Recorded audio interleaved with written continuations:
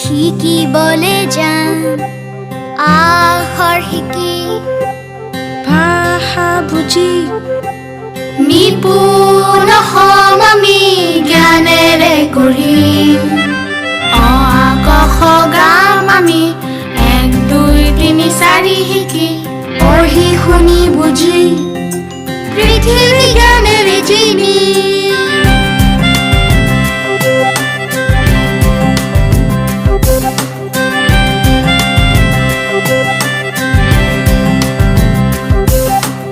আমাৰ অগণিহঁতে দিশ তৰিব আমাৰ অসম আগবাঢ়িব আকাশতে আগান উৰাব আমাৰ শিশু আগবাঢ়িব নতুন অসম পঢ়া লিখা অসম নতুন নিপুণ অসম শিক্ষিত শিশুৰ অসম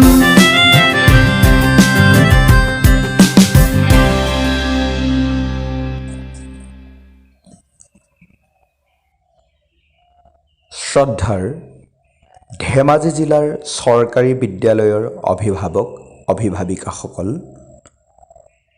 সমগ্ৰ শিক্ষা ধেমাজিৰ তৰফৰ পৰা সাদৰ সম্ভাষণ গ্ৰহণ কৰিব।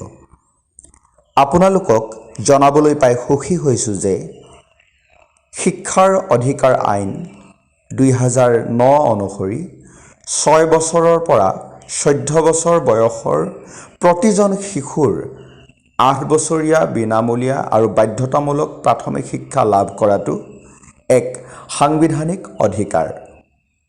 আনকি কোনো শিশুৱে শিক্ষা গ্ৰহণ নকৰাকৈ নিৰ্দিষ্ট সময়সীমা অতিক্ৰম কৰিলেও তেওঁক শিক্ষাৰ আওতালৈ অনাটো বাধ্যতামূলক। এই উদ্দেশ্য সাৰোগত কৰিয়েই 2009 চনৰ পৰাই সৰ্বশিক্ষা অভিযান অসমে নিৰন্তৰভাৱে উৎসৱ বিদ্যাৰম্ভ নামে এক কাৰ্যসূচী ৰূপায়িত কৰি অসমৰ গাঁৱে ভূঞে সিঁচৰতি হৈ থকা জাতি বৰ্ণ ভাষা নিৰ্বিশেষে সকলো শিশুকে বিদ্যালয়মুখী কৰাৰ প্ৰয়াস কৰি আহিছে। এইবাৰো তাৰ ব্যতিক্ৰম নহয়।